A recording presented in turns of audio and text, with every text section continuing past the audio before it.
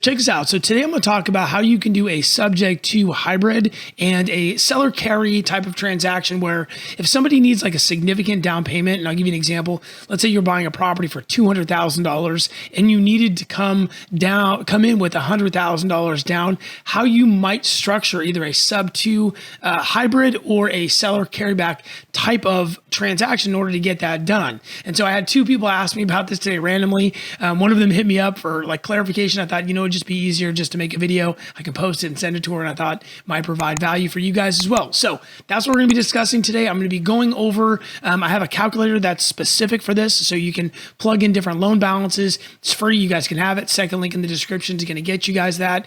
Please don't forget to like, subscribe. If you have any questions, leave them in the comment section. I do my best to answer every single question that gets put on my videos. So I appreciate that. I appreciate the support. Thanks for sticking around. I'm going to get into it. God bless. Let's go. So before I actually get into this, I need to do a little CYA on my end. So the first thing is that I want you to understand that I am not extending any credit offer to you. Okay. So this is not an offer for a loan. I'm not telling you can get approved for this. There is nothing in what I'm saying that is that way. These are completely hypothetical scenarios just for you to understand the concept of what's going on. And here's the other thing that you should know. These are not like the easiest transactions to structure.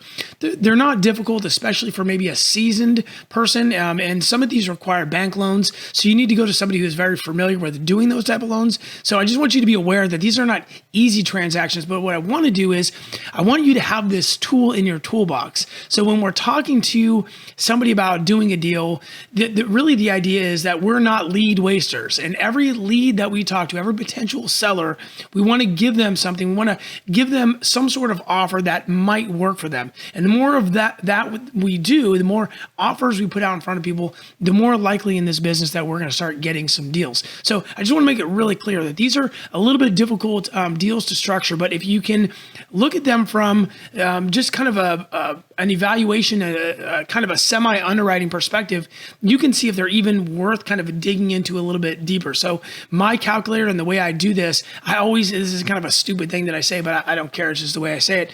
I always get super like almost delusional, right? I always say like, what's the best case scenario? Like if I could have it my way, what would that look like? I would get 0% seller finance with no money down. And I just want to be like, I want all the things. And the reason I start at that place is because I know if I get the best deal and I'll punch in the best case scenario and that number doesn't work, then I know I can just move on. There's no reason to spend any more time on it, right? Because usually we want to start heavy our side and then we got to give a little bit in order to get the deal to work. But if it doesn't work in a perfect scenario, it's not going to work if I have to move, right? So we're always trying to eliminate the deal before we spend too much time on it. So again, I just wanted to make it really clear. Again, this is not an offer for credit. I'm not extending any offer for any type of loan. So just be aware of that. I'm going to jump into it. I had to do a little bit of CYA, so sorry you had to deal with that.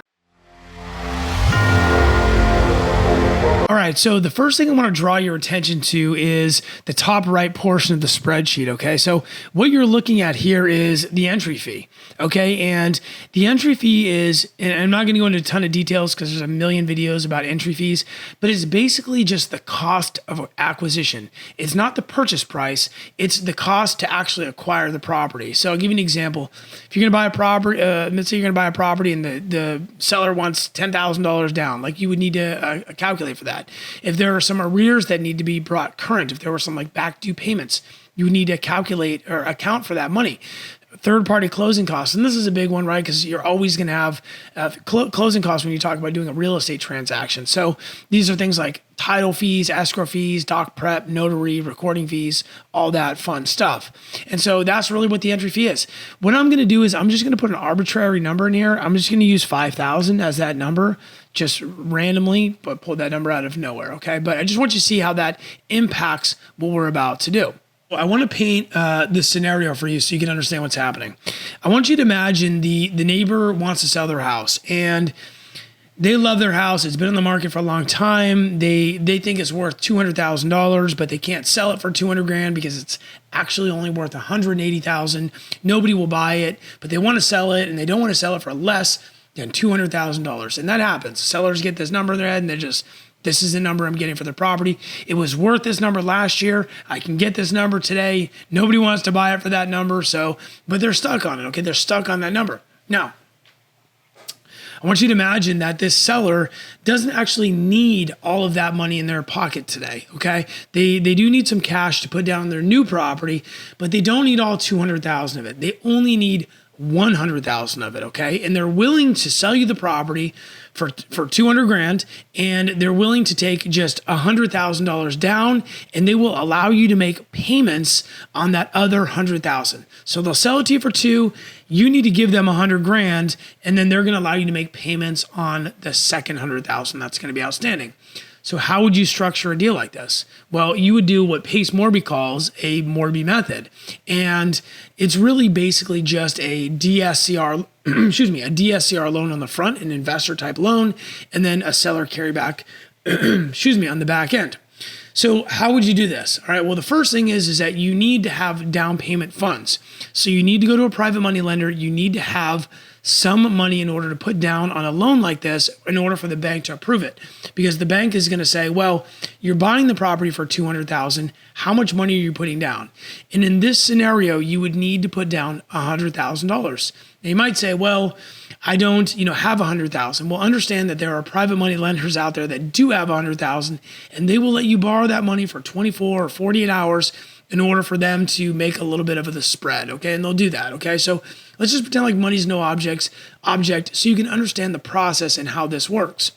So let's say you're able to secure $100,000, or, let's say you have a private money lender that says, I will let you borrow up to 120 grand for, 24 hours, 48 hours, whatever, okay? So that box is checked. So let's do the numbers on how this deal could potentially work. So here's what we're going to do. It's going to be a $200,000 purchase price, okay? And you're going to have really kind of 2 loans on this property. You're going to have the loan with the bank, and then you're going to have a loan with the actual seller of the property. You're going to owe them money. Remember, they're willing to take $100,000 down, and they'll let you make payments on the other $100,000, right? Okay.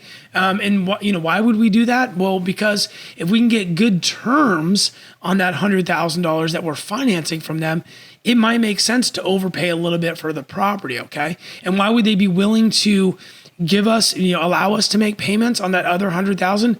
Well, because they get to make more money. The property is only worth 180. We're the only person who's willing to give them $200,000 for the property. So they might be willing to take payments on that money. And that's how we position it. If I can give you full asking price, would you allow me to make payments on this? Would you give me terms on that loan? Okay, that's how we position it. It's a sales thing. It's another deal. I want to talk about the structure of the loan. So first thing what we got is we have our DSCR loan. Okay. And so what we're going to do is we're going to borrow $100,000 from the bank. DSCR loans right now are right around 8.5%. Okay, it's not a rate quote, just where the numbers are kind of at this moment. Okay, so there's a couple ways to do these types of loans. You can have principal and interest payments, or you can have just interest payments. If you're only making the interest payment on that loan, the balance is never going down, but you're only making the interest portion. So only in the interest payment portion of we're only paying the interest. Okay, I don't know how to say it. And so what that means is it's going to be a lower number. And that's great because if we're going to put a renter in the property, we want that number to be lower so our cash flow is higher. Excuse me. So in this scenario, it's $100,000 DSCR loan. Our payment is $708 per month. Now, when we close this transaction, what we're going to do is we are going to put our $100,000 we get from the private money lender down as a down payment. The bank is going to finance 100,000 of it. And then when we close escrow is actually going to wire us back the $100,000 that we put down. Okay. And that money goes right to the private money lender, and he's all set and he's stoked. He's got his money back. Okay.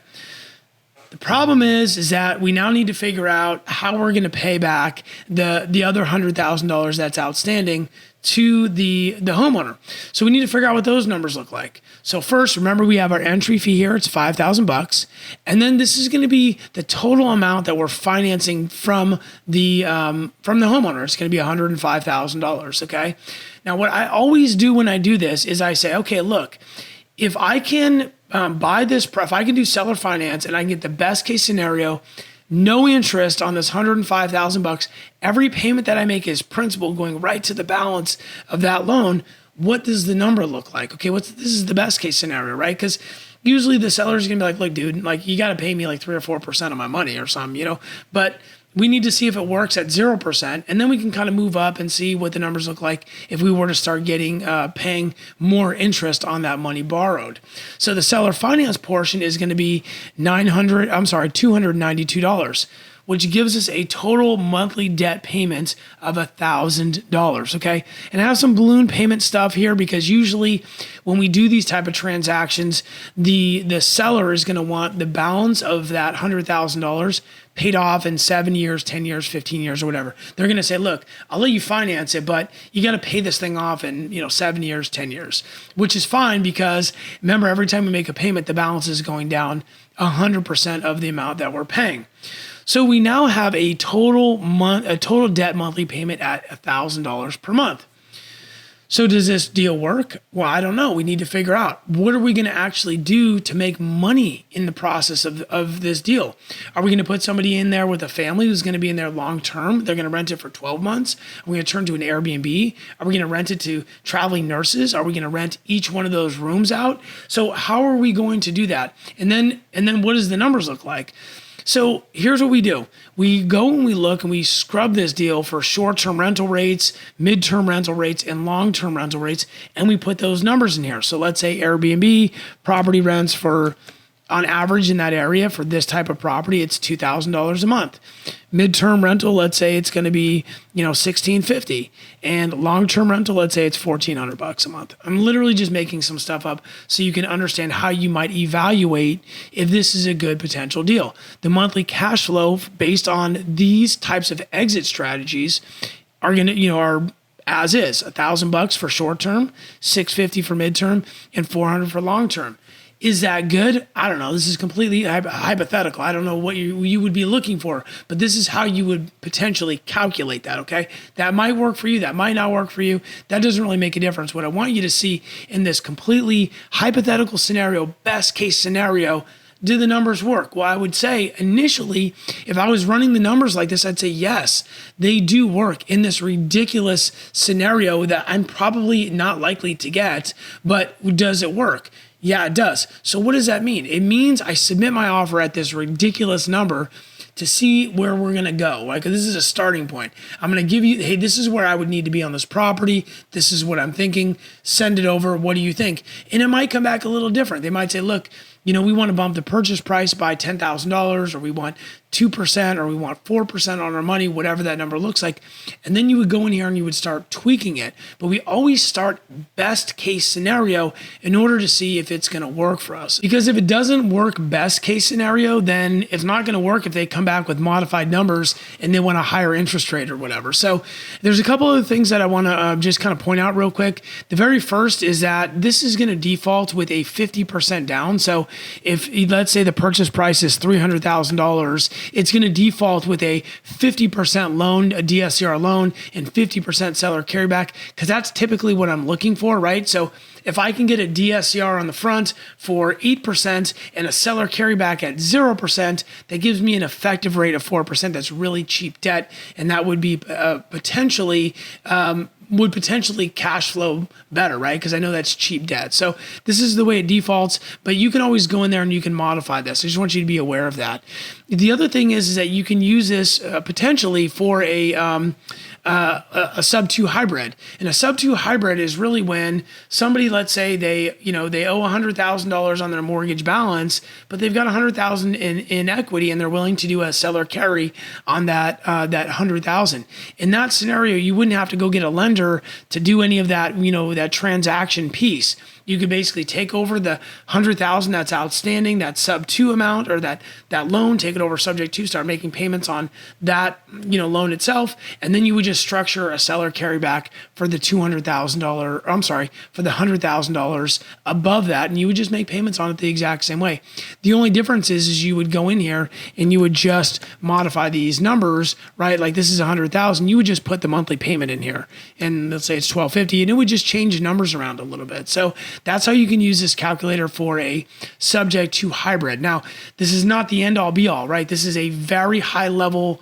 I don't mean like high level, like well performing. This is a very 30,000 foot scrub a deal fast, see if it makes any sense initially, and then you can take those numbers and put them into a bigger, more calculator where there's going to be more details around the cost of the transaction. But you would only do that if you knew the seller was potentially open to it, right? Like you don't want to spend like 3 hours trying to scrub a deal, and the seller's like, dude, I would never even do a transaction like that. Like be a total. So then you'd be wasting time. Do you see what I'm saying? So this is what this calculator is really good for. Second link in the description. It's yours for free. I want you to have it. If you have any questions, throw it in the description down below. Appreciate the like. Appreciate the subscribe. Thank you guys for the support. Hope you guys have an amazing weekend. Thank you. God bless.